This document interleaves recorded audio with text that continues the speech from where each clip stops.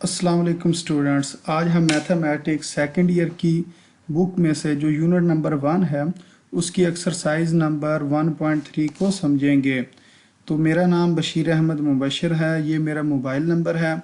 आप इस नंबर पर व्हाट्सएप करके मेरे से इस एक्सरसाइज के नोट्स हासिल कर सकते हैं। आइए अब हम एक्सरसाइज नंबर 1.3 को स्टार्ट करते हैं। एक्सरसाइज नंबर 1.3 ये लिमिट्स के मुतालिक इसके अंदर सवाल बताए गए हैं, लेकिन जो हमने एक्सरसाइज नंबर 1.2 और 1.1 की थी वो फंक्शन से रिलेटेड थे। तो ये क्वेश्चन सॉल्व करने से पहले आपको लिमिट के जो थ्योरम्स हैं उनका पता होना ज़रूरी है। वो इन नोट्स के पेज नंबर 39 के ऊपर लिमिट्स के जो थ्योरम है वो गिवन है। मसलन ये theorems on limits of functions. तो इसका जो थ्योरम नंबर 1 है वो कुछ इस तरह कि अगर हमारे पास दो फंक्शन है और उसके साथ लिमिट लिखी हुई है, तो ये जो लिमिट होगी ये पहले फंक्शन के साथ भी आ जाएगी और दूसरे फंक्शन के साथ भी आ जाएगी। मसलन f of x plus g of x, ये दो फंक्शंस हैं और आपस में ऐड हो रहे हैं, तो आपने लिमिट को पहले फंक्शन के साथ भी लिख देना और फिर लिमिट को आपने दूसरे फंक्शन के साथ भी लिख देना। और इसकी अगर एग्जांपल देखें, मसलन ये x प्लस 5 है, तो आपने क्या करना, लिमिट x के साथ भी लिख देनी और 5 के साथ भी लिख देनी है। तो ये जो x की वैल्यू x की जगह पर पुट हो जाएगी और ये जो 5 है ये इसी तरह आ जाएगा। क्यों? क्योंकि इसके साथ x मौजूद नहीं है। अगर x लिखा होता तो x की जगह पर लिमिट पुट होनी थी। इसी तरह अगर दूसरे थ्योरम को देखें तो हमारे पास अगर दो फंक्शन हैं और वो आपस में सब्ट्रैक्ट हो रहे हैं, माइनस हो रहे हैं, तो आप क्या करेंगे, लिमिट को पहले फंक्शन के साथ भी लिख देंगे और दूसरे फंक्शन के साथ भी लिख देंगे। और इसी तरह इसकी एग्जाम्पल है। तो इससे अगर अगले फंक्शन को देखें, हमारे पास दो चीज़ें मल्टीप्लाई हो रही हैं। मसलन कांस्टेंट और फंक्शन मल्टीप्लाई हो रहा है। जो कांस्टेंट होगा वो बाहर आ जाएगा और लिमिट किसके साथ आ जाएगी, पहले फंक्शन के, ये जो फंक्शन होगा उसके साथ आ जाएगी। मसलन k इंटू एफ एक्स लिखा हुआ, तो जो k है इसको आपने बाहर निकाल देना और बाकी जो आपके पास फंक्शन बचेगा उसके साथ लिमिट आएगी, यानी कि जो लिमिट है वो आपने फंक्शन के साथ लगा देनी है। और अगर शुरू में कोई चीज़ कांस्टेंट होगी और उसको आपने बाहर निकाल लेना, मसलन अगर लिखा हुआ 3x, तो 3 तो कांस्टेंट है, 3 को आप बाहर निकाल लें और लिमिट किसके साथ लगा दें, x के साथ लिमिट लगा लें। तो इसी तरह इससे अगला थ्योरम है, अगर दो फंक्शन मल्टीप्लाई हो रहे हैं, मसलन एफ एक्स और जी एक्स दो फंक्शन है, ये आपस में मल्टीप्लाई हो रहे हैं, तो लिमिट दोनों के साथ आ जाएगी। इधर क्या था, एक फंक्शन था और उसके साथ एक कांस्टेंट वैल्यू थी, लेकिन इधर ये दोनों फंक्शन है। अगर दोनों फंक्शन आपस में मल्टीप्लाई हो रहे हो तो लिमिट पहले फंक्शन के साथ भी आ जाती है जैसा कि इधर दिखाया गया, और लिमिट दूसरे फंक्शन के साथ भी आ जाती है। उसके बाद थ्योरम नंबर 5 है। थ्योरम नंबर 5 में कुछ इस तरह कि अगर दो फंक्शन आपस में डिवाइड हो रहे हो तो आपने क्या करना, लिमिट ऊपर के वाले फंक्शन के साथ भी लगा देनी और लिमिट आपने निचले फंक्शन के साथ भी लगा देनी है। इसी तरह कोई फंक्शन है और उसकी पावर n है, यानी कि ब्रैकेट के अंदर कोई फंक्शन लिखा हुआ है और उसकी पावर जो है वो n है, तो आप ब्रैकेट के अंदर इस लिमिट को ले जाएंगे और होल की पावर n ले सकते हैं। यानी कि ये ब्रैकेट लगी हुई थी और इसकी पावर कितनी थी, फंक्शन की n थी और लिमिट बाहर थी, तो लिमिट हम ब्रैकेट के अंदर लेके जा सकते हैं और उसकी पावर अगर जो भी लिखी होगी वो हम ले सकते हैं। तो ये जो हमने एक्सरसाइज नंबर 1.3 का अगर क्वेश्चन नंबर 1 को सॉल्व करना, उसके लिए इन थ्योरम्स का हमें पता होना ज़रूरी था। तो ये इंतहाई आसान है। अगर प्लस हो रहे हो तो लिमिट दोनों के साथ आ जाएगी, अगर माइनस हो रहे हो फिर भी लिमिट दोनों के साथ आ जाएगी। अगर कोई कांस्टेंट और फंक्शन है तो कांस्टेंट को आप बाहर निकाल लें और लिमिट जो है फंक्शन के साथ लिख लें। और अगर दो फंक्शन मल्टीप्लाई हो रहे हैं तो लिमिट दोनों फंक्शन के साथ आ जाएगी, पहले फंक्शन के साथ भी और दूसरे के साथ भी। और अगर दो फंक्शन आपस में डिवाइड हो रही हो तो लिमिट ऊपर और नीचे दोनों फंक्शन के साथ आ जाएगी। और अगर किसी ब्रैकेट की पावर n हो, यानी कि कोई फंक्शन है और वो ब्रैकेट में लिखा हो और उसकी पावर n है, तो आप क्या करेंगे, उस लिमिट को फंक्शन के साथ लिखकर और ब्रैकेट्स के अंदर लिमिट को लिख लेना और उसकी पावर आपने n कर देनी। अब हम इस एक्सरसाइज को सॉल्व करते हैं 1.3 को। तो 1.3 इंतहाई आसान है, यानी कि इसके जो क्वेश्चन नंबर 1 है ये इंतहाई आसान क्वेश्चन है। मसलन इसका अगर हम क्वेश्चन नंबर 1 देखें, वो कुछ इस तरह लिखा हुआ है, evaluate each limit by using theorem of limits. जो थ्योरम ऑफ लिमिट्स है उनको इस्तेमाल करते हुए इनकी आपने वैल्यूज़ मालूम करनी है। मसलन ये लिखा हुआ limit x approaches to 3 2x plus 4। तो आपने करना क्या, लिमिट पहले फंक्शन के साथ भी लिखनी है, यानी कि जो पहली वैल्यू है ये फंक्शन की उसके साथ भी लिखनी है, और आपने दूसरी के साथ भी लिखनी है।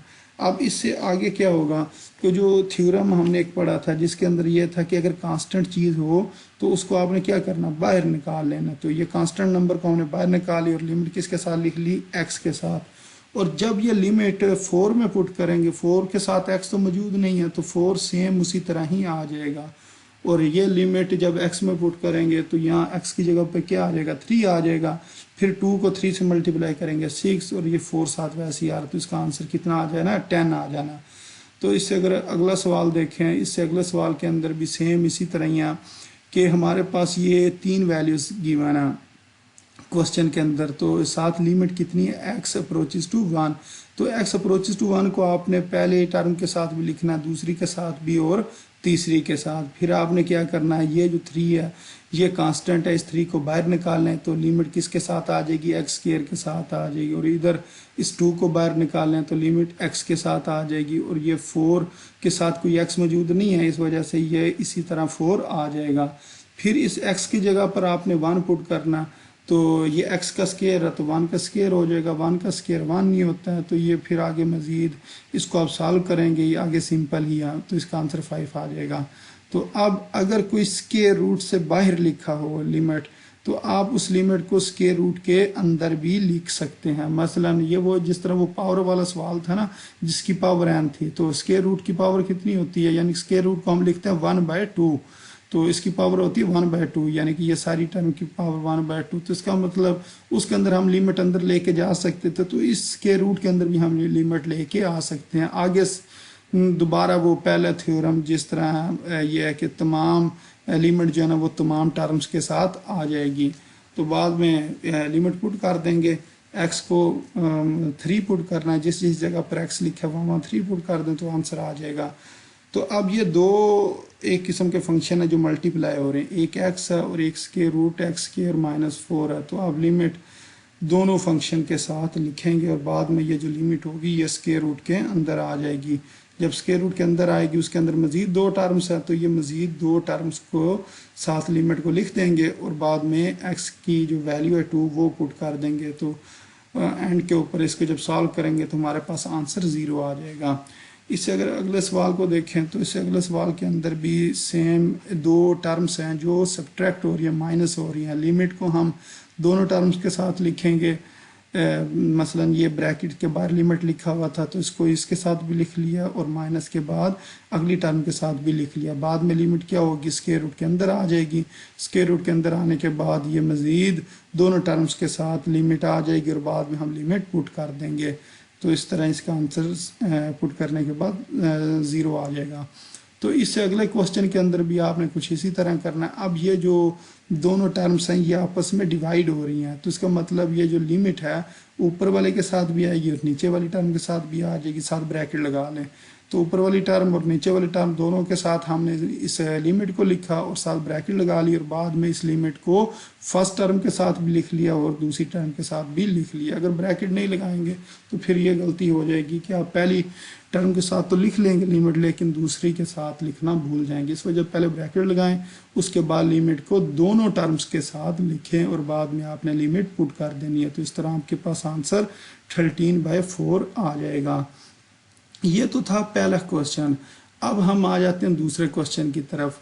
दूसरा क्वेश्चन कुछ इस तरह, तो वो कह रहे हैं evaluate each limit by using algebraic technique. Algebraic technique को इस्तेमाल करते हुए आपने इस क्वेश्चन को सॉल्व करना है, यानी क्वेश्चन नंबर 2 को अलजेब्रिक टेक्निक को इस्तेमाल करते हुए। अब होता इन क्वेश्चन में यूँ है, या तो 0/0 फॉर्म बन जाती है या इन्फिनिटी ओवर इन्फिनिटी फॉर्म बन जाती है। 0/0 फॉर्म जो आ जाए तो उसको मज़ीद पहले सॉल्व करना पड़ता है ताकि ये इस फॉर्म को आपने ख़त्म करना।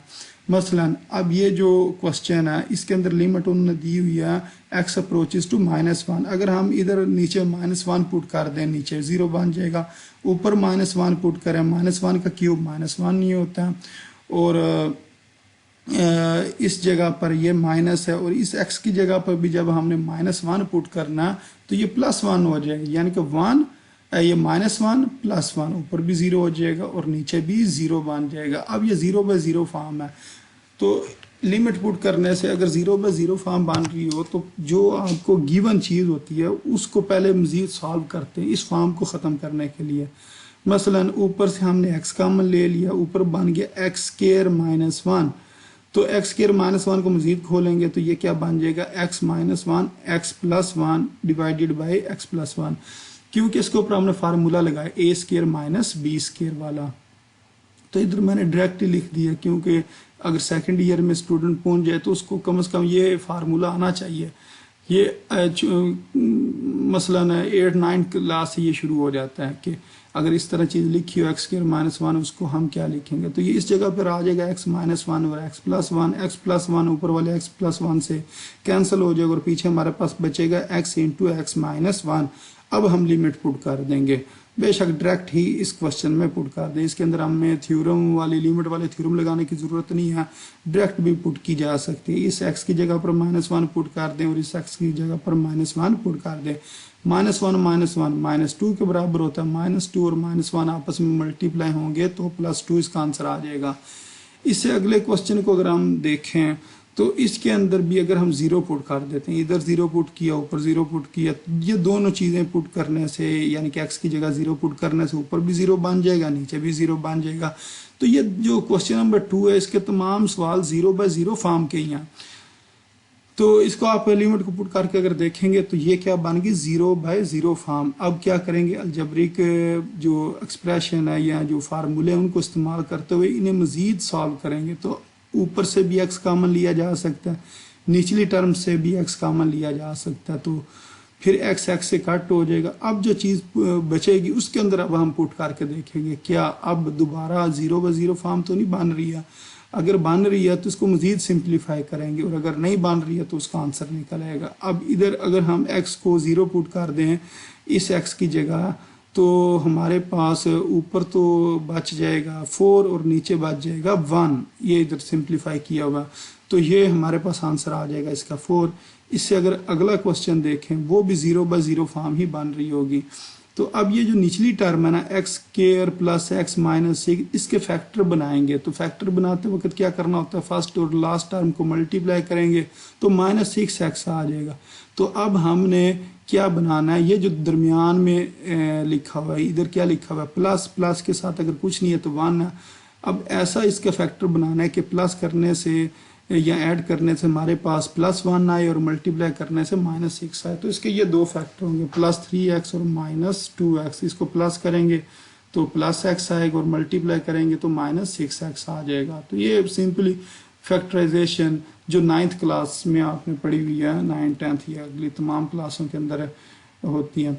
तो ये इसके फैक्टर बन जाएंगे। इस जगह पर फैक्टर क्या बन गया x+3 और x -2 और ऊपर फार्मूला लग जाएगा a³ - b³। ये फार्मूला लिखा हुआ है a - b a² + ab + b²। ये फार्मूला ऊपर वाली टर्म के साथ लगाएंगे, नीचे हमने फैक्टर बनाए होंगे और ये आपस में कैंसिल हो जाएंगे।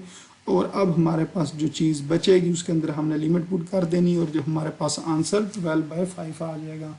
इससे अगर अगला क्वेश्चन देखें, उससे अगले क्वेश्चन के अंदर भी अगर हम लिमिट को पुट करते हैं तो 0/0 फॉर्म बनती है। तो फिर क्या करना पड़ेगा, जो निचली टर्म है उसमें से पहले x को कॉमन लें, x को कॉमन लेने के बाद ये बन जाएगा x² -1। x² -1 किसके बराबर होता है x+1 और x -1। अब ये जो ऊपर चीज़ लिखी हुई है ना इसको थोड़ा सा रीअरेंज करना।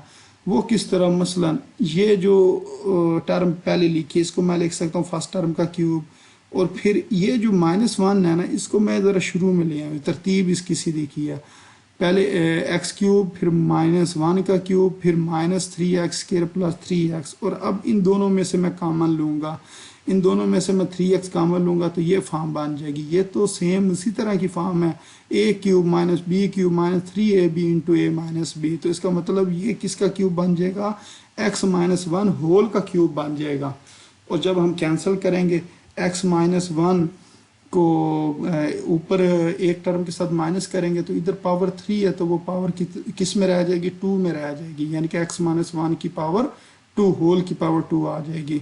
अब इसके अंदर हम पुट करेंगे x को 1 पुट करेंगे, तो x को 1 पुट करने से ऊपर 0 नीचे 2, तो 2 में से अगर 0 नंबर आए तो 0 ही होते हैं, तो किसी चीज़ के ऊपर 0 आ जाए तो वो 0 के बराबर होता है। तो ये क्वेश्चन इस तरीके से सॉल्व होगा। इससे अगर अगला क्वेश्चन देखें उसके अंदर भी आप लिमिट पुट करके देखेंगे 0 बाय 0 फॉर्म बनेगी। ऊपर वाली टर्म में से x स्क्वायर कॉमन लेंगे, नीचे a square minus b square का फार्मूला लगाकर x प्लस 1 x माइनस 1 लिखेंगे और ये आपस में दोनों टर्म्स कैंसिल हो जाएंगी। और बाद में आपने लिमिट पुट कर देनी, जहाँ पर x लिखा वहाँ पर -1 पुट करेंगे, आंसर आ जाएगा। इससे अगले क्वेश्चन को देखते हैं। इससे अगले क्वेश्चन के अंदर भी आपने ऊपर वाली टर्म यानी कि इसके अंदर पहले लिमिट पुट करेंगे 0 बाय 0 फॉर्म, फिर क्या करेंगे ऊपर वाली टर्म में से 2 कॉमन लें, नीचे वाली टर्म में से x स्क्वायर कॉमन लें। अब ये जो हमारे पास फॉर्म आई, इस ऊपर वाली फॉर्म के ऊपर formula a square minus b square वाला लगेगा, यानी कि 16 को हम लिख सकते हैं 4 का स्क्वायर। तो उससे अगले स्टेप में क्या बन जाएगा, x माइनस 4 और x प्लस 4। तो नीचे भी हमारे पास x माइनस 4 है, वो ऊपर वाले x माइनस 4 से कैंसिल हो जाएगा। और बाद में जो चीज़ बचेगी उसके अंदर हमने क्या करना है, लिमिट x अप्रोचेस टू 4, यानी कि जहाँ पर x लिखा होगा वहाँ पर 4 पुट करें तो ये तो हमारे पास इसका आंसर कितना आ जाएगा, 1 आ जाएगा।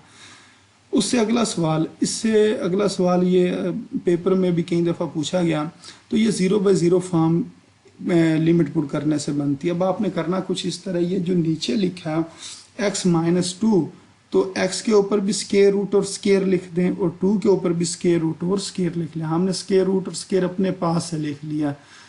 अच्छा, ये लिखने से हमें फ़ायदा ये होगा, हमारे पास फार्मूला बन जाएगा a square minus b square का, यानी कि नीचे हम फार्मूला लगा सकेंगे, फर्स्ट टर्म का स्क्वायर माइनस सेकंड टर्म का स्क्वायर। मसलन इस जगह पर फार्मूला अब लग जाएगा, पहले नहीं लग सकता था क्योंकि अब a square minus b square वाली फॉर्म बनी, नीचे फार्मूला लग गया, ये वाली टर्म ऊपर वाली टर्म के साथ कैंसिल हो जाएगी, तो ये हमारे पास बचेगा। और इसके अंदर हम x की जगह पर क्या पुट कर देंगे, 2 पुट कर देंगे।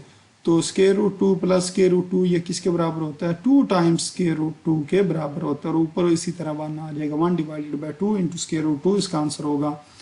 इससे अगर अगले क्वेश्चन को देखें तो ये भी 0 बाय 0 फॉर्म बनती है, इसको रैशनलाइज कर लेंगे। अच्छा, ये जो इससे पिछला क्वेश्चन था ना, इस क्वेश्चन को भी आप रैशनलाइज करके सॉल्व कर सकते हैं। और ये जो क्वेश्चन है इसको भी आप रैशनलाइज कर सकते हैं। मसलन ऊपर लिखा हुआ square root x plus 4 minus square root, तो आप क्या करेंगे, ये सिर्फ दरमियान में जो माइनस लिखे है इसकी जगह पर प्लस लिखेंगे, बाकी टर्म उसी तरह लिख के इसको रैशनलाइज कर लेंगे। ऊपर वाली दोनों टर्म्स मल्टीप्लाई हो जाएंगी, नीचे वाली दोनों टर्म्स मल्टीप्लाई हो जाएंगी। अब दोनों की फर्स्ट टर्म सेम है और इसी तरह दोनों की सेकंड टर्म भी सेम है, एक में माइनस है एक में प्लस है, तो a minus b into a plus b वो बराबर होता है a square minus b square का। इसका मतलब फर्स्ट टर्म का स्क्वायर लिख सकते हैं और सेकंड टर्म का भी स्क्वायर लिख सकते हैं। फिर स्क्वायर रूट स्क्वायर आपस में कट हो जाएंगे, इधर x प्लस एच और माइनस x हमारे पास बचेगा, फिर x और माइनस x ये भी दोनों आपस में कैंसिल हो जाएंगे, ऊपर h बचेगा, वो वाला h निचले h के साथ फिर मजीद कैंसिल हो जाएगा।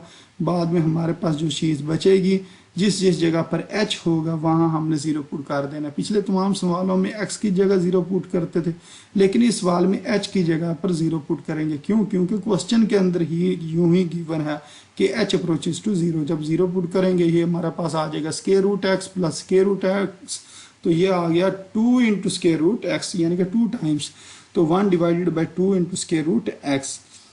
अच्छा, अब इससे जो अगला क्वेश्चन है, इससे अगले क्वेश्चन को हम सॉल्व करने से पहले अगर इधर एक बार लिमिट पुट करेंगे तो 0 बाय 0 फॉर्म बन जाएगी।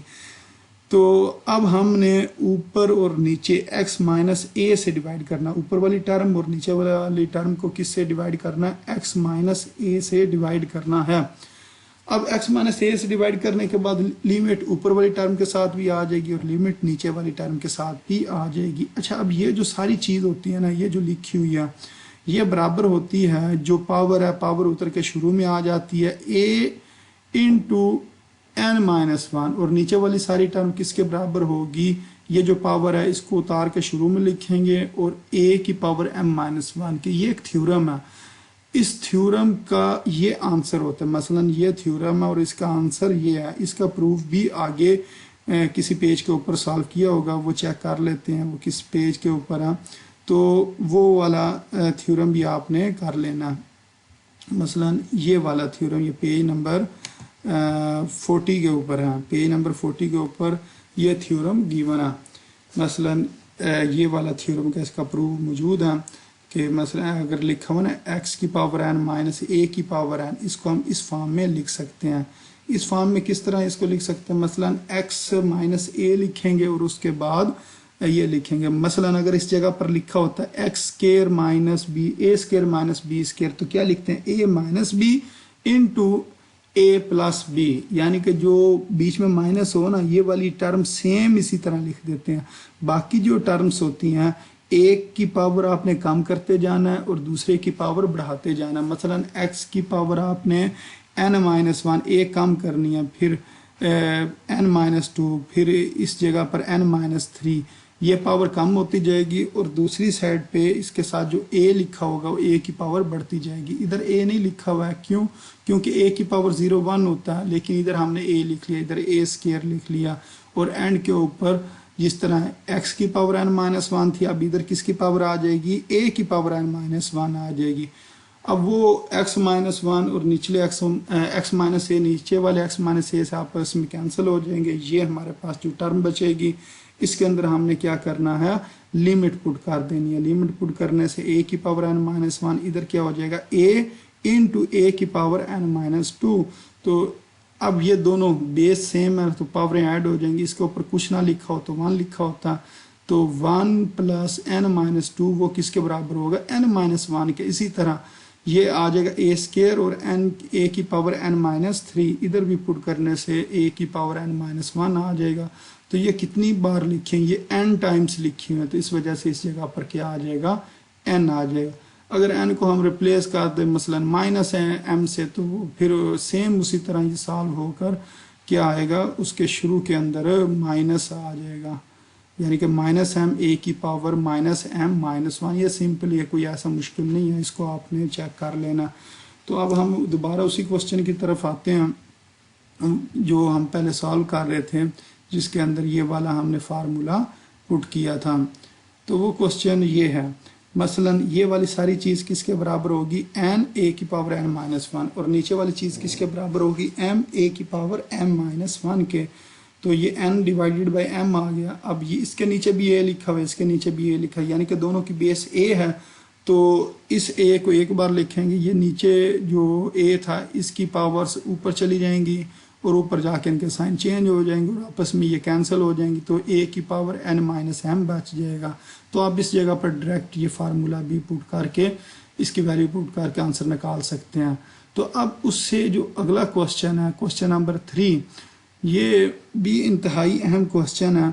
इसमें से भी लाजमी पेपर में क्वेश्चन पूछा जाता है। ये क्वेश्चन नंबर 3 के जो मुख्तलिफ पार्ट्स हैं उनमें से पूछा जाता है। तो ये इसके ऊपर तकरीबन ज़्यादातर सवालों के ऊपर सैंडविच थ्योरम लगेगा। सैंडविच थ्योरम क्या होता है उसका भी प्रूफ अगले पेजेस के ऊपर किया होगा। तो आपने ये बात याद रखनी है, लिमिट अप्रोचेस टू 0 हो और साइन के साथ जो एंगल लिखा हो वही एंगल नीचे लिखा होना चाहिए। यानी कि लिमिट x अप्रोचेस टू 0 हो, यानी कि इधर जो भी चीज़ है थीटा लिखा हो, x लिखा हो, जो चीज़ लिखी होगी वो अप्रोचेस टू 0 होनी चाहिए और साइन के साथ इस जगह पर जो एंगल होगा वही एंगल नीचे मौजूद होना चाहिए, तब ये चीज़ 1 के बराबर होगी। तो बाद में सैंडविच थ्योरम को भी हम कर लेंगे। तो ये इसके अंदर कोई ऐसी कोई मुश्किल चीज़ नहीं है जो समझ ना आए। तो सिर्फ ये दो बातें आपने ज़हन में रखनी है कि लिमिट अप्रोचेस टू 0 और इधर साइन होता है, काज नहीं, सिर्फ साइन के लिए। सैंडविच थ्योरम किसके लिए, सिर्फ साइन के लिए, यानी कि साइन के साथ जो इधर एंगल होगा वही एंगल नीचे होना चाहिए। इस जगह पर जो वैल्यू होगी वही वैल्यू नीचे होनी चाहिए। अब ये 0/0 फॉर्म है। अब हम क्या करेंगे, 7 से मल्टीप्लाई और 7 से डिवाइड कर लेंगे। अब फायदा ये होगा, ऊपर 7x लिखा है तो नीचे भी 7x लिखा है। अब लिमिट हमने एक्स अप्रोचेस टू 0 हो गई और ये चीज़ सेम हो गई। तो इसका मतलब ये सारी चीज़ किसके बराबर हो जाएगी, 1 के बराबर हो जाएगी। और साथ क्या आ गया, 7। तो इसका आंसर क्या आ गया, 7। तो इससे अगले क्वेश्चन को देखते हैं। इससे अगले क्वेश्चन भी इंतहाई अहम है, ये भी कई बार पेपर में पूछा गया। तो अब ये 0/0 फॉर्म, अब ये लिखा हुआ है x डिग्री और नीचे x लिखा हुआ है, तो ये सेम नहीं है, ये डिग्री है और ये बगैर x के है। अब इसको पहले सॉल्व करेंगे। x डिग्री किसके बराबर होती है, तो x डिग्री का आंसर निकालने के लिए हम कहते हैं, हमें पता है 180 डिग्री जो कि पाई के बराबर है। 180 डिग्री को हम लिख सकते हैं 180 मल्टीप्लाई 1 डिग्री। 180 डिग्री को क्या लिखा, 180 मल्टीप्लाई 1 डिग्री। तो अब ये 180 को इस साइड पे लाकर हमने डिवाइड कर लिया। ये तो हमने आंसर निकाल लिया 1 डिग्री का, लेकिन हमने तो x डिग्री का निकालना। तो हम क्या करेंगे, दोनों साइड पे x को मल्टीप्लाई कर देंगे। x को मल्टीप्लाई करने से ये बन जाएगा x डिग्री। जिस तरह ये वाली चीज़ हम लैदा करके लिख सकते हैं, तो फिर इसको हम इकट्ठा भी लिख सकते हैं। इसी तरह अगर x 1 डिग्री के साथ मल्टीप्लाई हो रहा तो क्या आ जाएगा, x डिग्री आ जाएगा और दूसरी साइड पे आ जाएगा पाई x डिवाइडेड बाय 180। तो इसका मतलब ये हुआ x डिग्री जो है उसकी जगह पर हमने अब क्या लिख देना है, पाई x डिवाइडेड बाय 180। अब जो चीज़ ऊपर है वही चीज़ नीचे होनी चाहिए। इधर x तो मौजूद है, लेकिन कौन सी चीज़ की कमी है, पाई बाय 180 की कमी है। तो अब आपने इस जगह पर साथ इसको मल्टीप्लाई कर देना, पाई बाय 180 से मल्टीप्लाई भी कर दिया, डिवाइड भी कर दिया। अब मल्टीप्लाई डिवाइड करने से ये जो चीज़ है इसके अंदर एक तो x अप्रोचेस टू 0 हो गया, यानी कि लिमिट 0 है, ये ठीक हो गया। अब साइन के साथ जो एंगल है वही एंगल नीचे उसके साथ डिवाइड हो रहा, इसका मतलब ये वाली चीज़ किसके बराबर होगी, ये 1 के बराबर होगी और बाकी साथ उसी तरह आ जाएगा। यानी कि इधर हम 1 लिख देंगे और साथ बाकी चीज़ ये इसी तरह लिख दी। तो ये हमारे पास इसका आंसर आ गया पाई बाय 180। इससे अगर अगले क्वेश्चन के अंदर देखें, लिमिट पुट करने से 0/0 फॉर्म बन रही है। अब रैशनलाइज कर ले ऊपर वाली टर्म के साथ, तो ये ज़रूरी नहीं होता कि आपने हमेशा निचली टर्म के साथ ही रैशनलाइज करना है। तो रैशनलाइजेशन जो है वो ऊपर वाली टर्म के साथ भी हो जाती है, लेकिन जो आपने पिछली क्लासों में ज़्यादातर जो क्वेश्चन है वो निचली टर्म के साथ ही रैशनलाइज करते हैं, लेकिन ये ज़रूरी नहीं है, आप ऊपर वाली टर्म के साथ भी रैशनलाइज कर सकते हैं। तो आपने 1 माइनस कास थीटा लिखा है, तो इसको 1 plus cos theta divided by 1 plus cos theta ये लिख के इसकी रैशनलाइजेशन की, ऊपर दोनों टर्म के साथ फिर ब्रैकेट लगा लें। अब ऊपर फार्मूला बन जाएगा a minus b into a plus b, यानी कि a square minus b square. तो ऊपर आप बना देंगे फर्स्ट टर्म का स्केयर माइनस सेकेंड टर्म का स्केयर। अब ये बन गया 1 minus cos square theta. 1 minus cos square theta किसके बराबर होता है, साइन स्केयर थीटा के बराबर होता है। अब ऊपर वाला एक साइन नीचे वाले साइन के साथ कैंसिल हो जाएगा और ऊपर एक साइन बच जाएगा और बाद में लिमिट पुट करेंगे तो आंसर आ जाएगा। तो इससे अगला क्वेश्चन अब हम सॉल्व करते हैं। अब इससे अगला क्वेश्चन भी अहम क्वेश्चन है, उसकी वजह जिस टाइम हम इसको सॉल्व करेंगे तो आपको खुद ही पता चल जाएगा ये क्वेश्चन क्यों अहम है। अब ये 0/0 फॉर्म है। अब आपने करना कुछ इस तरह, ये जो नीचे वाली टर्म है ना इसको 0 के बराबर पुट कर लेना, यानी कि ये चीज़ किसके बराबर है, थीटा के बराबर इसको पुट कर लेना।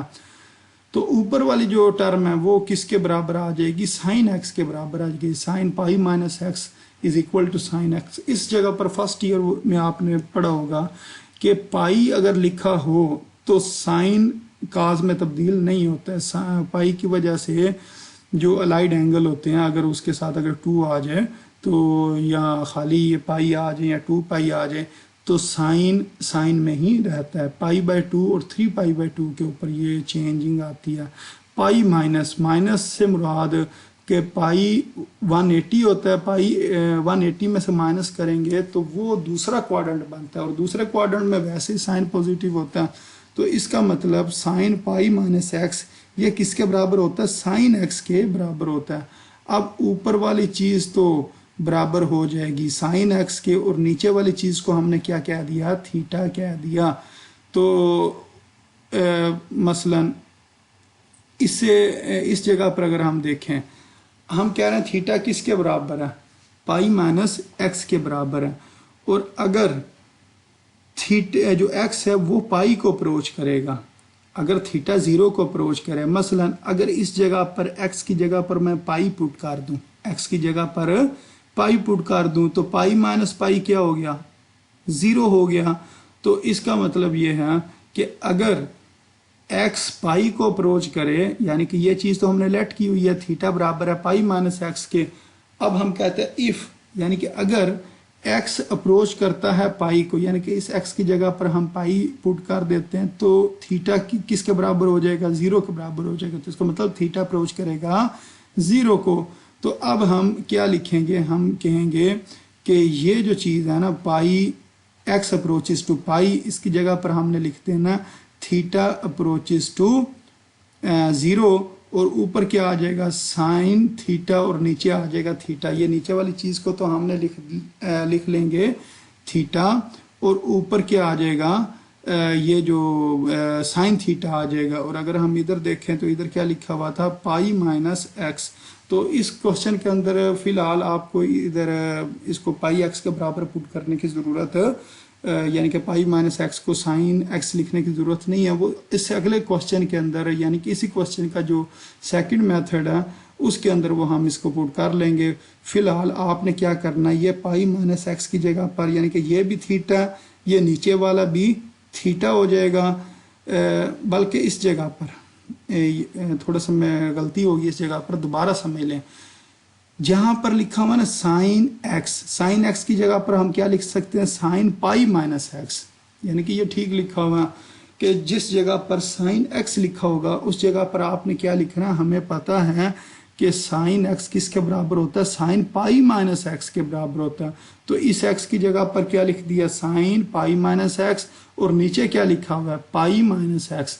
तो जब इसको थीटा पुट करेंगे तो ऑटोमेटिक ये भी थीटा ही बन जाएगा, क्योंकि ये दोनों टर्म सेम है।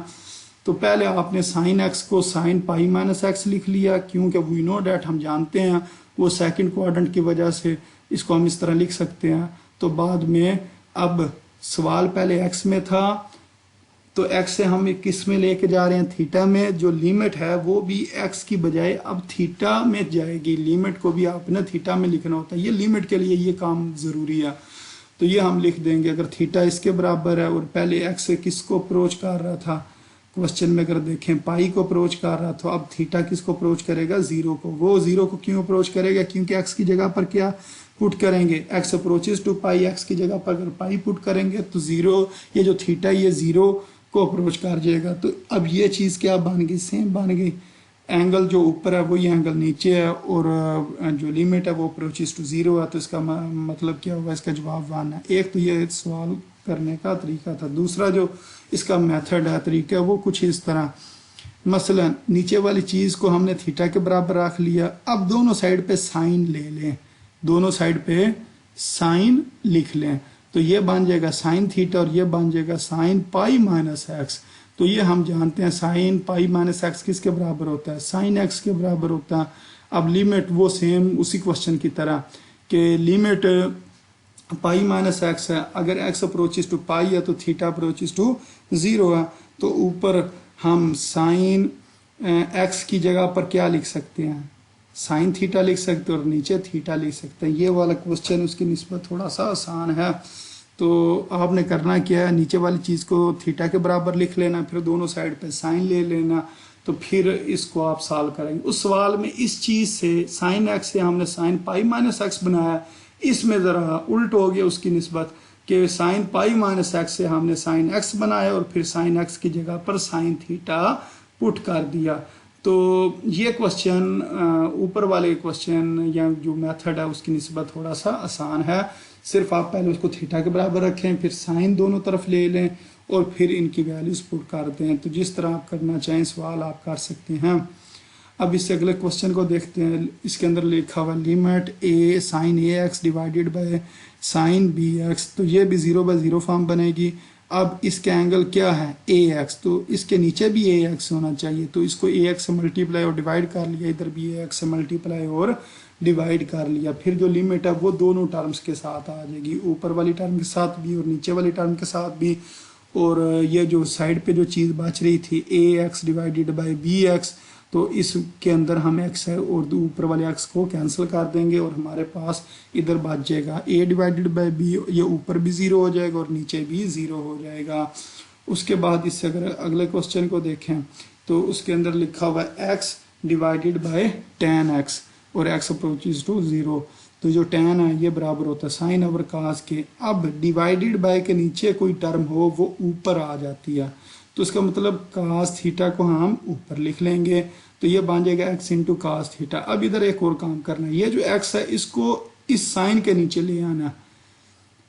अब अगर ये इसके नीचे आएगा तो साइन के नीचे हम डिवाइडेड बाय का साइन लगाएंगे, उसके नीचे हम x को लिखेंगे। तो एक बार tan को साइन ओवर कास, कास ऊपर, और ये फिर x दोबारा किस जगह पे आ जाएगा, कास की जगह पर आ जाएगा। अब लिमिट ऊपर वाली टर्म के साथ भी लगा लें, नीचे वाली टर्म के साथ भी लगा लें, तो ऊपर भी 1 बन जाएगा और नीचे वाली टर्म के साथ भी 1 बन जाएगा। अब इससे अगला क्वेश्चन करते हैं। इस अगले क्वेश्चन के अंदर लिखा हुआ 1 minus cos 2x divided by x square. अब ये जो ऊपर टर्म लिखी हुई है ना, इसके ऊपर हमने फार्मूला लगाना है। कौन सा फार्मूला? हम जानते हैं sine square x 1 minus cos 2x divided by 2। ये इंतहाई अहम तरीन फार्मूला, अगर आप जो FSC पार्ट 1 है यानी कि फर्स्ट ईयर, उसके अंदर भी ये फार्मूला काफ़ी ज़्यादा जगह पर इस्तेमाल हुआ है, और इसने ये जो सेकंड ईयर में भी काफ़ी जगह पर इस्तेमाल हुआ है। इस फार्मूले को आपने अच्छी तरह याद रखना कि साइन स्क्वायर एक्स का क्या फार्मूला। तो एक होता है कास स्क्वायर, तो कास स्क्वायर में सिर्फ इस जगह पर माइनस की जगह पर प्लस आता है, साइन स्क्वायर में क्या आता है, माइनस आता है। तो इसको याद रखने का एक तरीका ये भी है, मसलन ये माइनस लिखा है ना, तो इसके अंदर भी एक छोटी सी लाइन होती है जो आई वाली लाइन है, इसका मतलब ये एक सीधी लाइन है। इसी लाइन से आप याद रख लें, ये जो लाइन है, इस लाइन को अगर हम 180 पे रोटेट कर लें तो वो माइनस बन जाएगा। तो साइन में माइनस होता है और काज में प्लस होता है, ये भूल जाता है कि साइन के अंदर माइनस लगाना है काज के अंदर। तो वो इस लाइन से आपने अपने जहन में ये बात याद रखनी है कि इस साइन वाले फार्मूले में इधर माइनस आता है। तो अब ये नीचे डिवाइड हो रहा है 2, इधर आके मल्टीप्लाई हो जाएगा, ये बन जाएगा 1 माइनस कास 2x। तो इसी की हमने वैल्यू निकालनी है, किसके बराबर हो गया, 2 साइन स्क्वायर x। तो इधर हमने लिख दिया 2 साइन स्क्वायर x, नीचे आ गया x स्क्वायर। अब इससे अगले स्टेप में क्या करेंगे, इस 2 को बाहर लिख लेंगे और ये चीज़ इस तरह लिखी हुई है, इसको होल का स्क्वायर लिख लेंगे। अगर तो होता ना x square divided by x square, फिर तो वो सैंडविच थ्योरम लग जाना था, लेकिन ये साइन होल का स्क्वायर है। तो अब इस स्क्वायर को एंगल का स्क्वायर नहीं बना सकते हैं, तो फिर क्या कर सकते हैं, इसको होल का स्क्वायर बना सकते हैं, सारी टर्म का स्क्वायर बना सकते हैं। अब ये चीज़ 1 के बराबर होगी और फिर इसका जवाब 2 आ जाएगा। इससे अगले क्वेश्चन को देखते हैं। इससे अगले क्वेश्चन के अंदर ये जो नीचे लिखा है ना साइन स्क्वायर, साइन स्क्वायर हमें पता है 1 माइनस कास स्क्वायर के बराबर होता है। वो किस तरह, कास स्क्वायर जमा sine square is equal to 1। तो साइन स्क्वायर किसके बराबर हुआ, 1 माइनस कास स्क्वायर एक्स के। तो इधर ये लिखा, फिर इसकी वैल्यू पुट कर दो, यानी कि इसको हम लिख सकते हैं फर्स्ट टर्म का स्क्वायर और सेकंड टर्म का स्क्वायर। ये लिखने के बाद ए स्क्वायर माइनस बी स्क्वायर वाला फार्मूला लगा दो, ए माइनस बी ए प्लस बी। तो इस फॉर्म लिखने की वजह से 1 माइनस काज एक्स, नीचे वाले 1 माइनस काज एक्स से कैंसिल हो जाएगा और इधर आ जाएगा 1 divided by 1 plus cause x. अब लिमिट पुट कर दें, लिमिट पुट करने से इसका जवाब आ गया 1/2। अब इससे अगला क्वेश्चन देखते हैं। इसे अगले क्वेश्चन में लिखे sine square theta divided by theta. Sine square को लिखेंगे 2 बार लिख लेंगे, sine theta into sine theta. अब लिमिट पुट कर दें, फर्स्ट टर्म के साथ भी सेकंड टर्म के साथ भी ये एंगल और नीचे वाला एंगल सेम है, यानी कि ये दोनों जगह सेम है, तो ये 1 हो जाएगा। और इधर जब हम थीटा की जगह 0 पुट करेंगे, साइन 0 0 होता, तो इसका आंसर क्या आ जाएगा, 0 आ जाएगा। इससे अगला क्वेश्चन देखते हैं। ये सारे इंतहाई अहम क्वेश्चन है, इनकी आपने बार बार प्रैक्टिस करनी है, कम से कम 3-4 बार प्रैक्टिस इनकी आपने लाजमी करनी है। अब इस अगले क्वेश्चन के अंदर लिखा हुआ सीकेंड, सीकेंड को हम लिख लेंगे 1/cos और फिर इसका हम एलसीएम लेंगे, तो cos एक्स एलसीएम आ गया और ये जब cos इस cos से मल्टीप्लाई होगा तो cos स्क्वायर हो जाएगा। बाद में इस cos एक्स को भी नीचे वाले टर्म के साथ लिख सकते हैं और हम इसको लिख लेंगे। फिर 1 माइनस cos स्क्वायर किसके बराबर होता है, साइन स्क्वायर के। अब इस साइन स्क्वायर के 2 हिस्से करेंगे, sine x into sine x. एक साइन एक्स डिवाइडेड बाय उसके नीचे एक्स आ जाएगा और दूसरे साइन के नीचे क्या आ जाएगा, काज आ जाएगा। तो ये तो बन गया 1 के बराबर और ये चीज़ बन गई tan x के बराबर। तो इस जगह पर भी आप पुट कर सकते हैं लिमिट 0/1 वो 0 ही होगी, या tan लिख के tan 0 वो भी 0 के बराबर होता।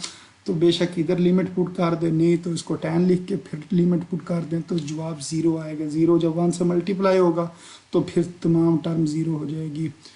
इससे अगला क्वेश्चन, ये भी इंतहाई अहम तरीन क्वेश्चन है, ये भी अक्सर पेपर में पूछा जाता है। 1 minus cos P theta divided by 1 minus cos Q theta, ये भी 0/0 फॉर्म बन रही है। अब आपने ऊपर वही फार्मूला लगाना है जो अभी मैंने आपको थोड़ी देर पहले बताया कि इंतहाई अहम फार्मूला है। Sine square theta, sine square theta किसके बराबर होता है? 1 minus cos 2 theta divided by 2 के।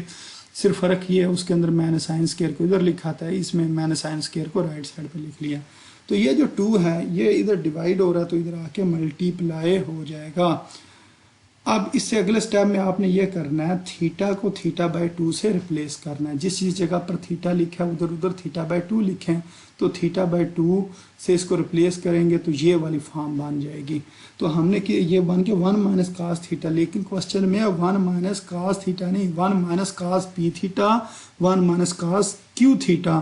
तो इसकी हमने एक जर्नल फॉर्म बना ली, कास थीटा। अब थीटा को एक बार पी थीटा से रिप्लेस करेंगे, इधर थीटा लिखा तो इधर पी थीटा, इधर थीटा लिखा तो ये पी थीटा, ये ऊपर वाली टर्म का हमने आंसर निकाल लिया।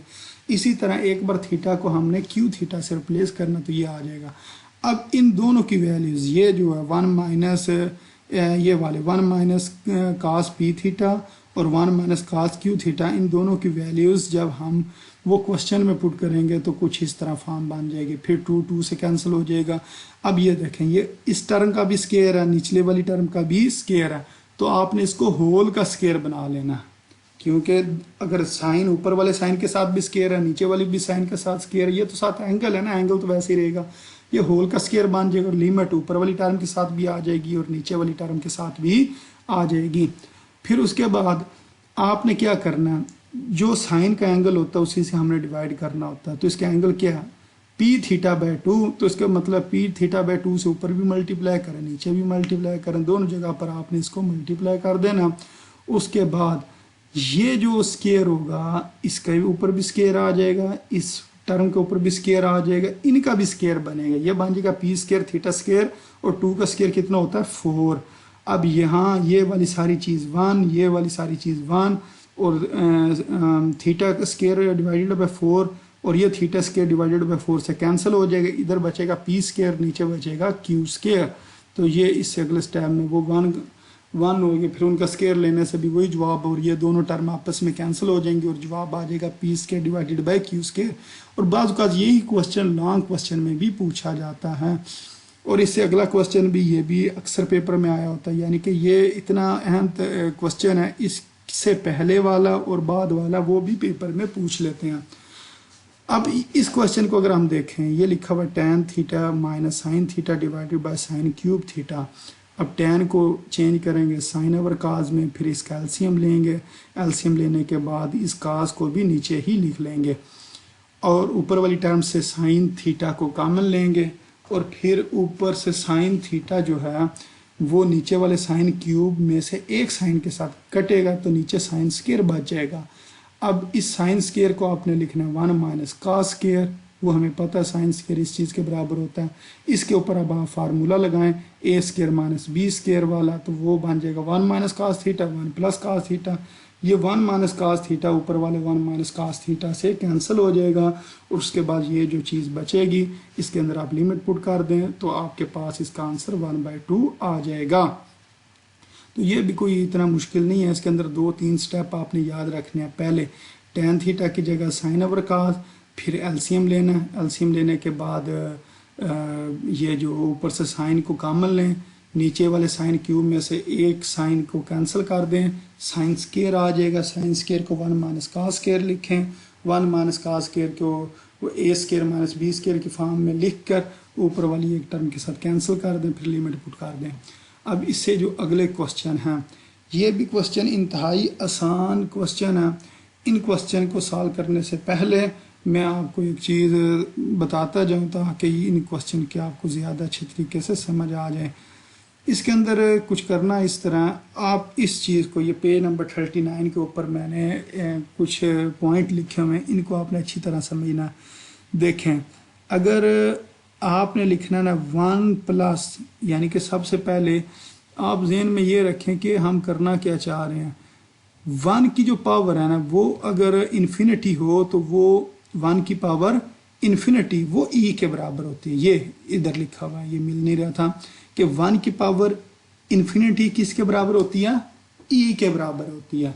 अगर लिखा हुआ limit n approaches to infinity, तो अगर इसको मैं इधर पुट करूँ तो 1 ओवर इन्फिनिटी, क्योंकि एन की जगह इन्फिनिटी पुट करना, 1 ओवर इन्फिनिटी 0 के बराबर होता है, क्योंकि इन्फिनिटी होता है 1/0, 1 डिवाइडेड बाय 0, वो जो नीचे वाला 0 होगा ऊपर वाले 1 के साथ मल्टीप्लाई होगा तो वो 0 ही हो जाता है, यानी कि यह बन जाता है 1।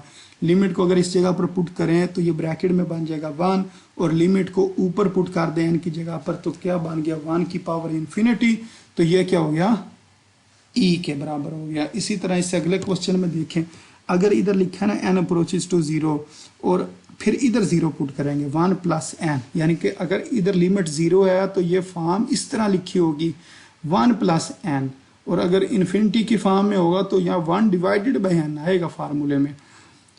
अब ये तो बन गया 1, अब ऊपर 1 किस तरह बनेगा, अगर इधर लिखा होगा 1 ओवर एन, अगर एन की जगह पर अब मैं 0 पुट करूँ तो ये क्या बन गया 1 ओवर 0, यानी कि इन्फिनिटी, यानी कि 1 की पावर इन्फिनिटी, तो ये भी 0 के बराबर होगा।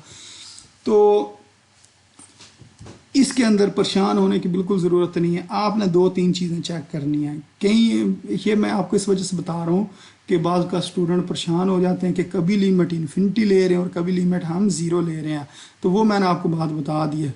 0 और इन्फिनिटी लेने का मकसद ये है कि 1 की पावर इन्फिनिटी बनानी है। जिस सवाल में 0 आ रही होगी लिमिट, उसके अंदर ये वाली फॉर्म आ रही होगी। और अगर इन दोनों क्वेश्चंस को देखें, 1 ओवर एन और एन ये आपस में एक दूसरे के रेसिप्रोकल होते हैं, इसी तरह एन और 1 ओवर एन ये भी आपस में एक दूसरे के रेसिप्रोकल होते हैं। तो अब सबसे अहम बात जो मैं आपको बताने लगा हूँ, आपने 2-3 चीज़ें चेक करनी है। नंबर 1, जो पहली टर्म है ना वो 1 होनी चाहिए, पहली टर्म क्या होनी चाहिए, 1। नंबर 2, उससे आगे प्लस लिखा होना चाहिए, उससे आगे क्या लिखा होना चाहिए, प्लस।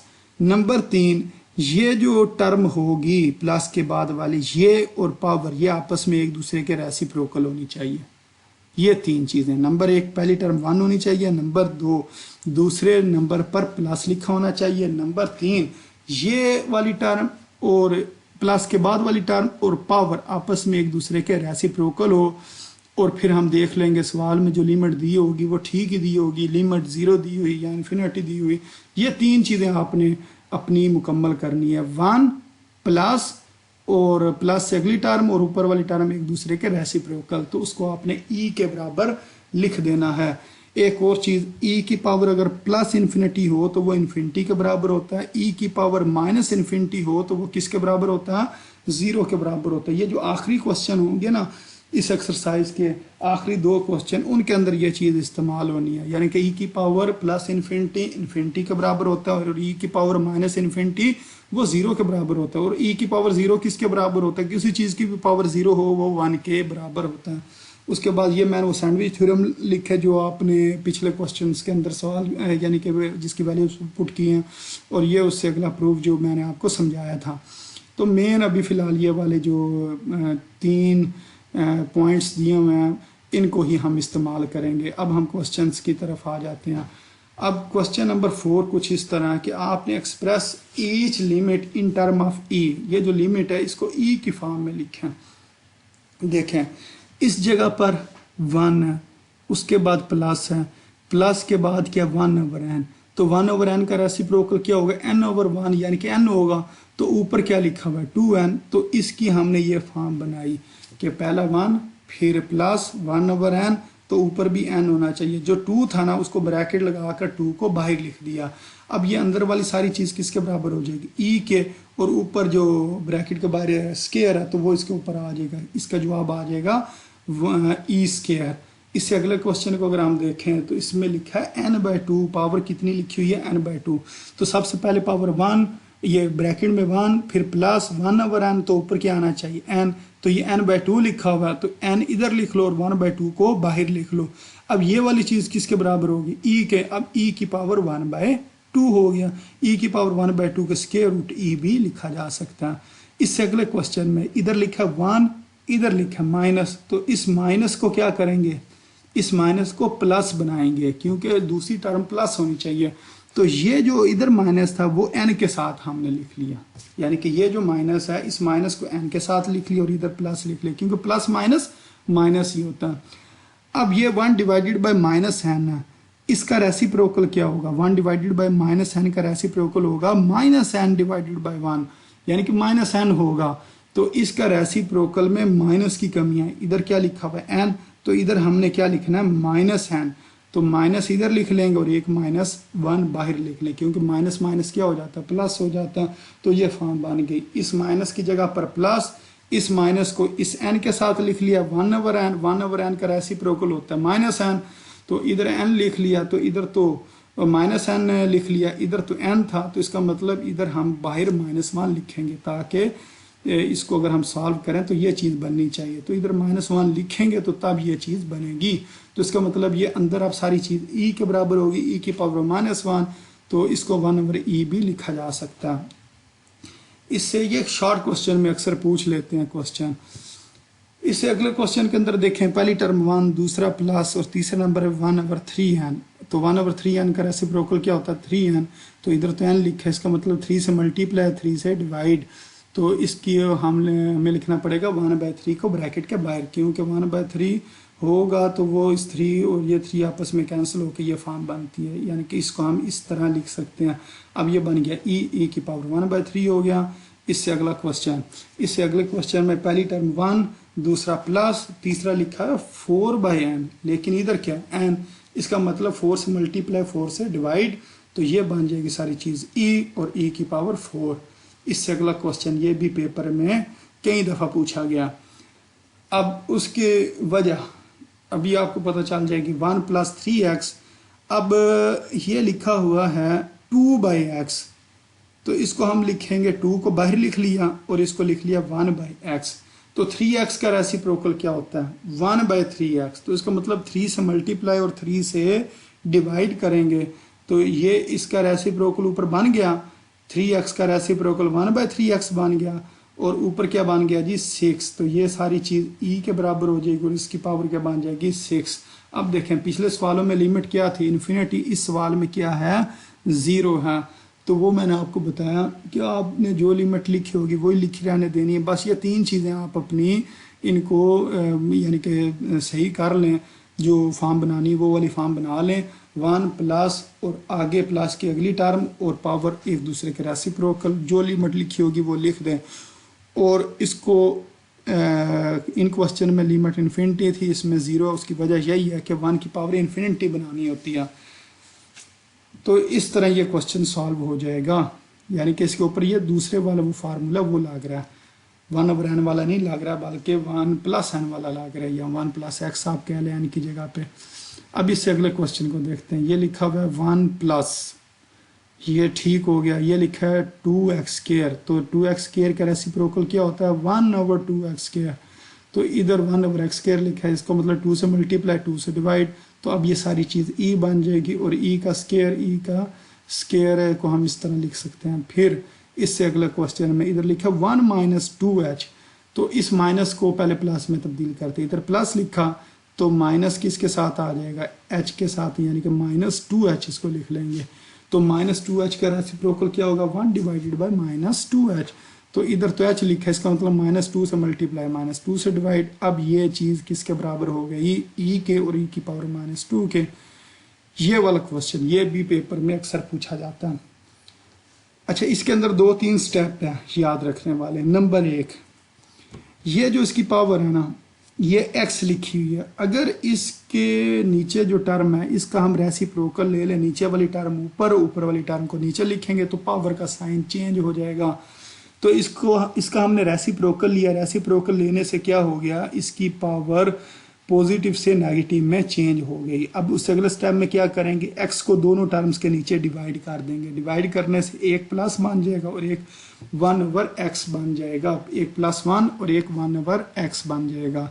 तो ये वाला आपने काम करना है। एक इसकी जगह चेंज करनी है। जगह चेंज करने से ऊपर वाली टर्म नीचे और नीचे वाली टर्म ऊपर लिखने से इसका साइन चेंज होगा। साइन चेंज होने से उसके बाद आपने x से दोनों टर्म को डिवाइड करना है। अब ये टर्म बन गई 1 और ये बन गई 1/x। तो इसको रीअरेंज कर लिया क्योंकि पहली टर्म 1 होनी चाहिए। तो ये बन गया 1 और ये बन गया x और ये हो गया 1/x। 1/x का रेसिप्रोकल क्या होता है, x। तो ये -x लिखा तो माइनस को बाहर ले जाइए और इधर क्या आ जाएगा, x आ जाएगा। तो ये सारी चीज़ e के बराबर होगी, e की पावर -1। तो ये इसका आंसर आ गया। अब ये वाले आखिरी दो सवाल हैं, ये थोड़े से टेक्निकल हैं, इनको आप अच्छे तरीके से समझें। अब दोनों सवाल सेम है, सिर्फ फ़र्क ये है एक में x लेस दैन 0 और एक में x ग्रेटर दैन 0 है। तो अगर x लेस दैन 0 हो, as x less than 0 so limit, सिर्फ मैं लिमिट की बात करूंगा, ये जो e की पावर है इसको मैं देखूंगा, ठीक है।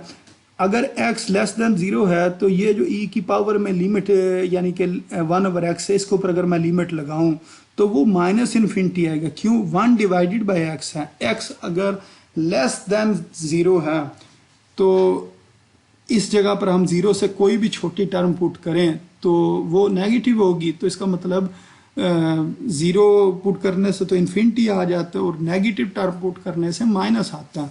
तो इस पॉइंट को अच्छी तरह समझे। अगर s लेस देन 0 हो तो लिमिट अगर 1/x पे अगर मैं लगाऊं तो -∞ जवाब आएगा, और अगर x ग्रेटर देन 0 हो तो इधर जवाब क्या आएगा, +∞ आएगा। अब क्योंकि सवाल में उन्होंने कंडीशन दी हुई है x लेस देन 0 तो इधर -∞ आएगा।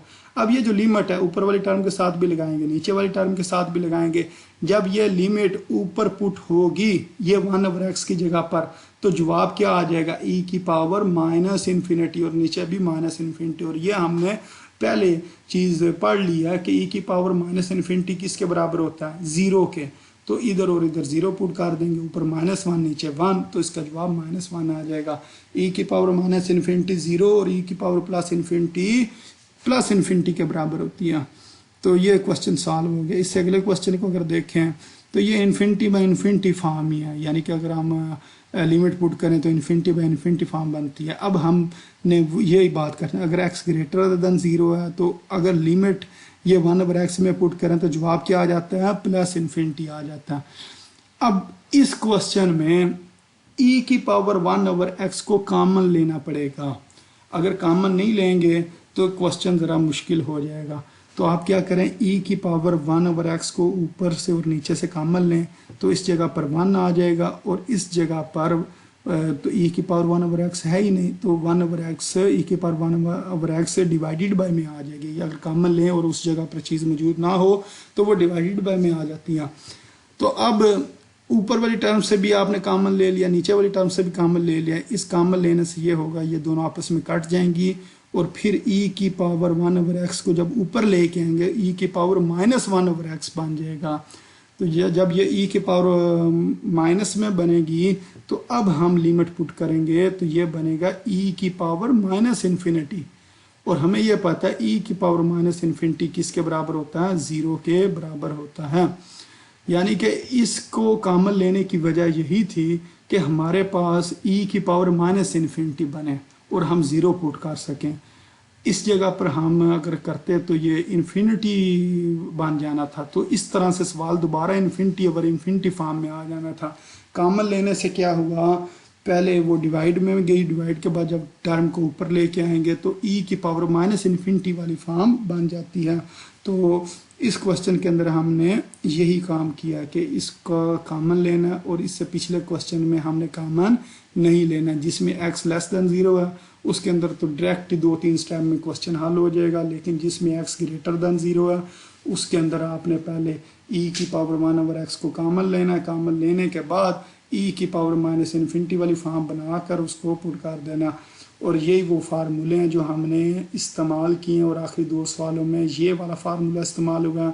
उससे पीछे जो क्वेश्चन नंबर 3 था उसके अंदर ये वाला फार्मूला ज़्यादा इस्तेमाल हुआ।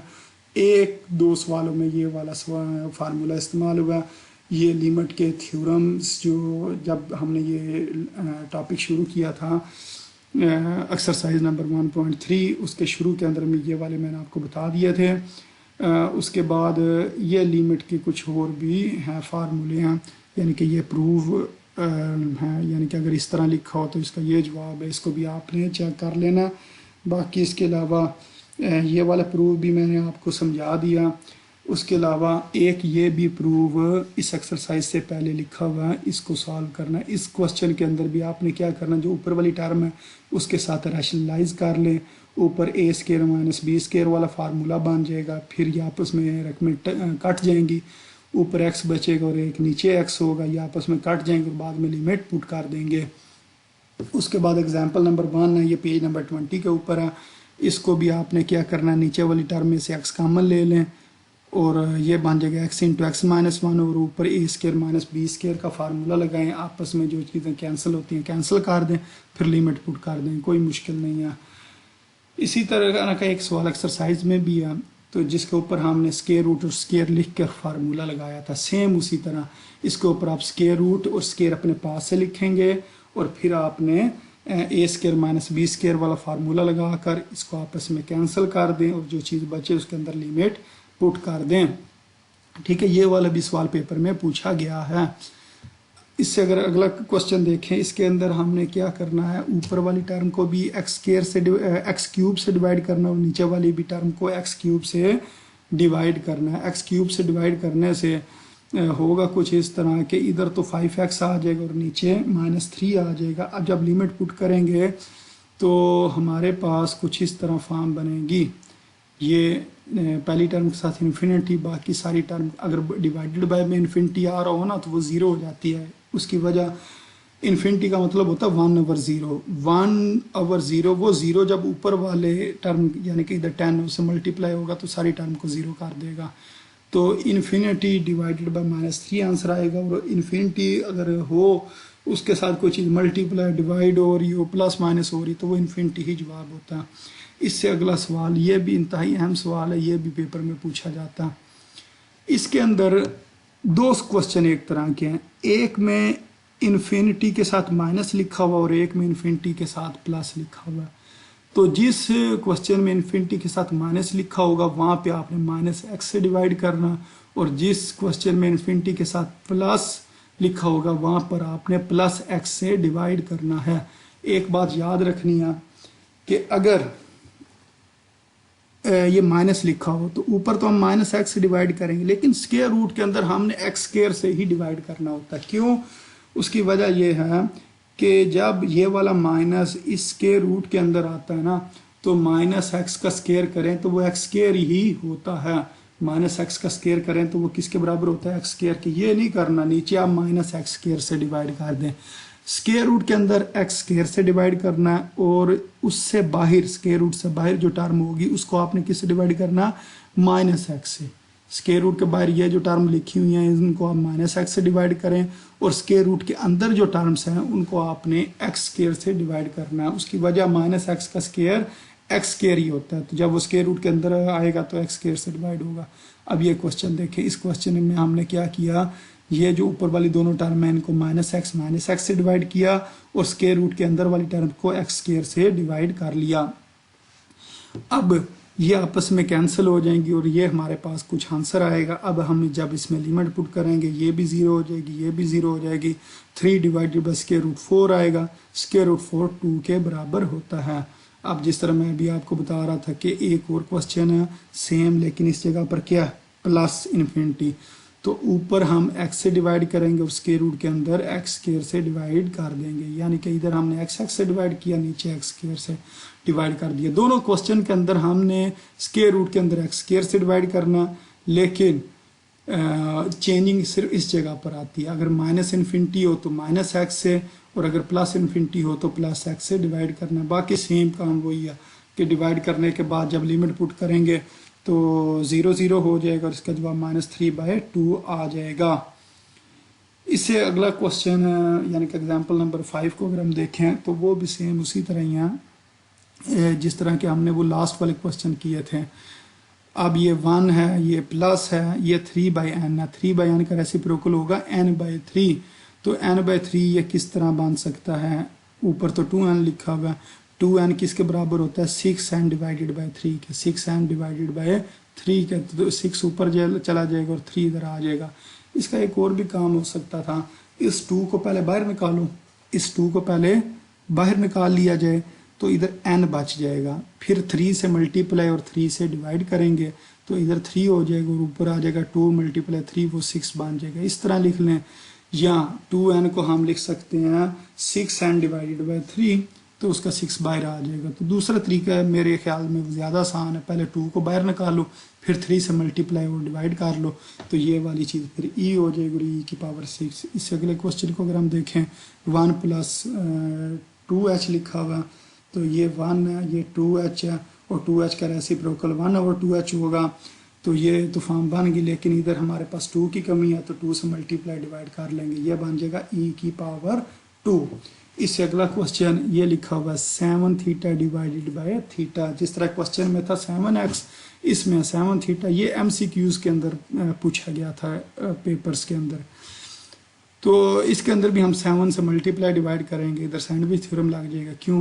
क्योंकि दोनों के एंगल सेम है, ऊपर वाला एंगल और नीचे जो चीज़ है वो सेम है, तो ये 1 के बराबर हो जाएगी। इसी तरह एग्जांपल नंबर 7 है 1 - cos theta divided by theta. इसको रैशनलाइज करें, रैशनलाइज करने के बाद 1 - cos स्क्वायर थीटा हो जाएगा। cos स्क्वायर को लिखें साइन स्क्वायर, तो बाद में ये जो साइन है इसको आपने कुछ इस तरह लिखना, एक साइन अलहदा, एक साइन के नीचे थीटा लिखना, और एक साइन, ये दोनों साइन स्क्वायर इस्तेमाल हो गए, इसको लिख लिया 1 डिवाइडेड बाय 1 + cos थीटा। तो ये जो लिमिट होगी, फर्स्ट के साथ भी, सेकंड के साथ भी, थर्ड के साथ, तीनों टर्म्स के साथ लिख रहे हैं, लिमिट पुट करें, साइन थीटा, थीटा की जगह 0 पुट करेंगे, साइन 0 0 होता है, सारी टर्म 0 हो जाएगी। उसके बाद ये सैंडविच थ्योरम है, इसको भी कर लेते हैं, ये भी बाद पेपर में पूछा जाता है। इसके अंदर आपने ना कुछ इस तरह करके एक डायग्राम बना लेनी है। इस डायग्राम के अंदर अगर हम देखें तो हमारे पास 3 किस्म की ट्राइंगल्स बनती हैं। इधर एक चीज़ थोड़ी सी, अगर यूं देखा जाए, ये जो ट्राइंगल है ना OCB ट्राइंगल, ये सबसे छोटी है। इससे आगे अगर ये वाला सेक्टर भी बीच में शामिल कर लिया जाए, ये वाला सेक्टर, तो ये पूरी जो अब ट्राइंगल नहीं, एक सेक्टर बन जाएगा। अगर ये वाला हिस्सा शामिल कर लिया जाए ना, ये जो बीच में है, तो ये बन जाएगा सेक्टर OAB। ये इस ट्राइंगल से बड़ा है, और अगर इससे भी बड़ा ये वाला भी हिस्सा शामिल कर लिया जाए, ये जो ऊपर वाला हिस्सा है इतना, तो ये बन जाएगा OAD। यानी कि 2 ट्राइंगल हैं और एक सेक्टर बन रहा है।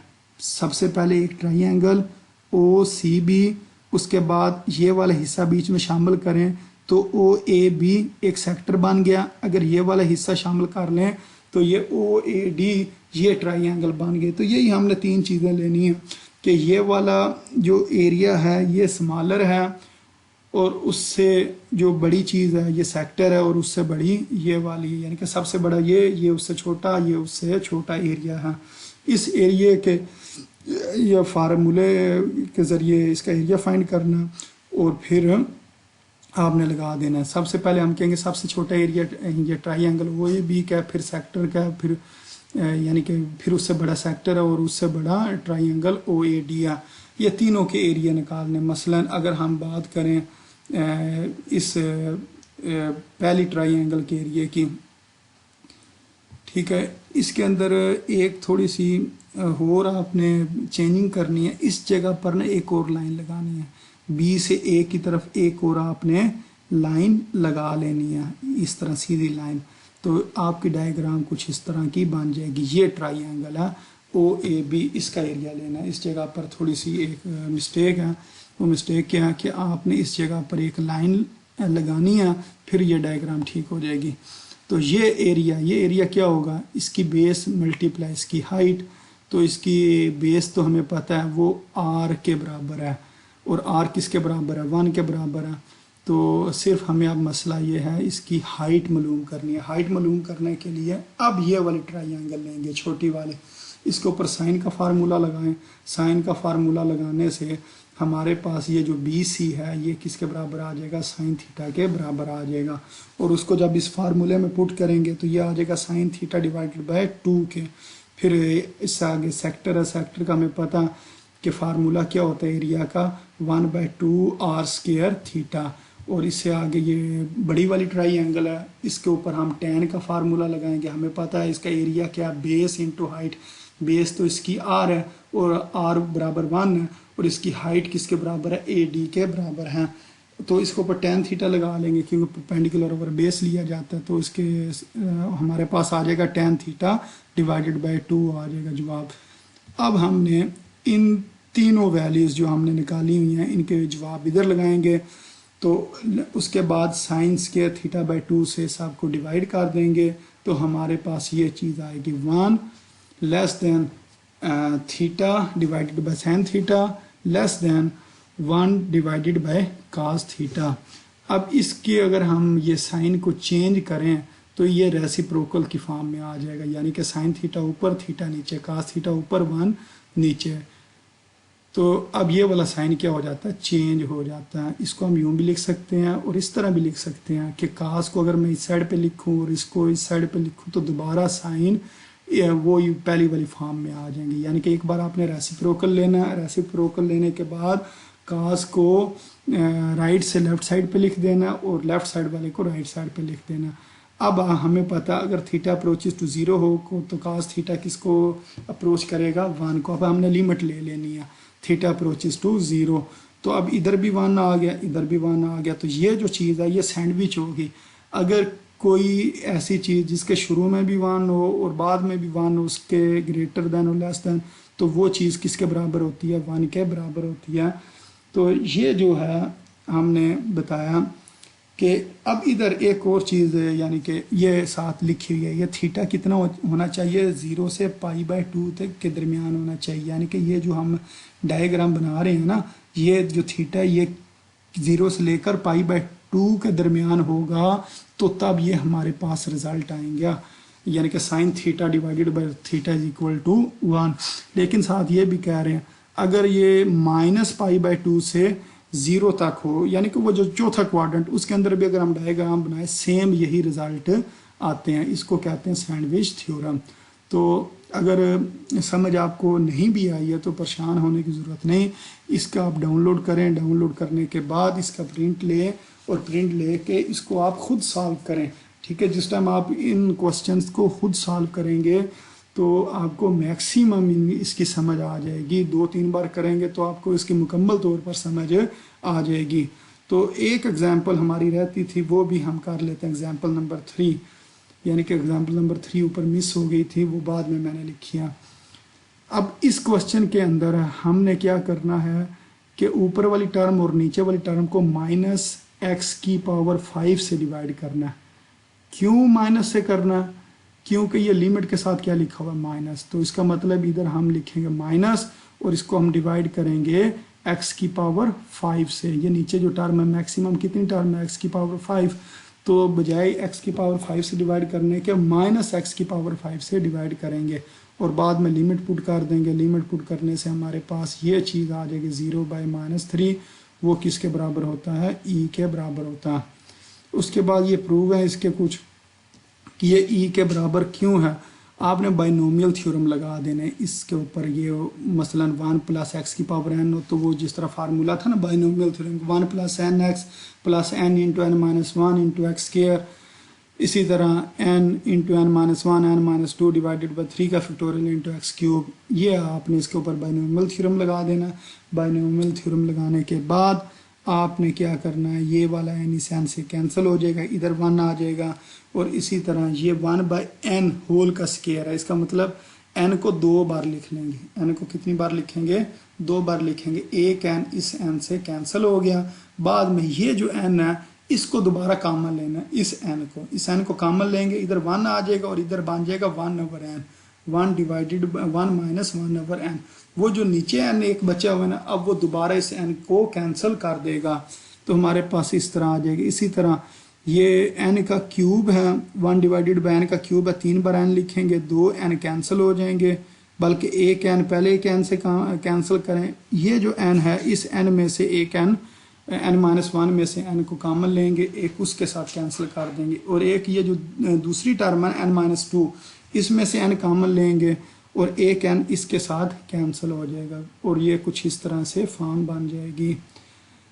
उसके बाद आपने करना कुछ इस तरह कि ये तो बन गया 2 और बाकी ये टर्म्स आ गई। अब आपने लिमिट पुट कर देनी है। लिमिट पुट करने से हमारे पास जवाब आ जाएगा 2 + 1/2 का फैक्टोरियल प्लस 1/3 का फैक्टोरियल, और इनकी ये वैल्यूज़ हैं, ये कैलकुलेटर से लिख लें और इसका जवाब आ जाएगा 2.7182। तो ये चीज़ किसके बराबर होती है? 8 के बराबर होती है। इससे आगे डिडक्शन लिखी हुई है, सिर्फ आपने क्या करना है इस फार्मूले में इसको प्रूव करने के लिए, और इसको अगर हम देखें 1/n की जगह पर x पुट कर देना, 1/n की जगह पर x पुट कर देना, या ये जो पावर को अगर हम देख लें इसकी पावर n और इसकी पावर क्या 1/x, 1/x की जगह पर आप n पुट करें, इसका रेसिप्रोकल ले लें, यानी कि ये n इधर लिख लें, इस x को इधर लिख लें और ये इधर पुट कर दें इस फार्मूले में। ये जो पीछे फार्मूला 1 + x इसकी पावर 1/x, इसमें ये आप पुट करते जाएं तो ये दोबारा चीज़ जो है ना x की जगह पर क्या पुट करना 1/n और 1/x की जगह पर n पुट करना। ये हमने अभी थोड़ी देर पहले प्रूव किया, ये किसके बराबर होता है? e के बराबर होता है।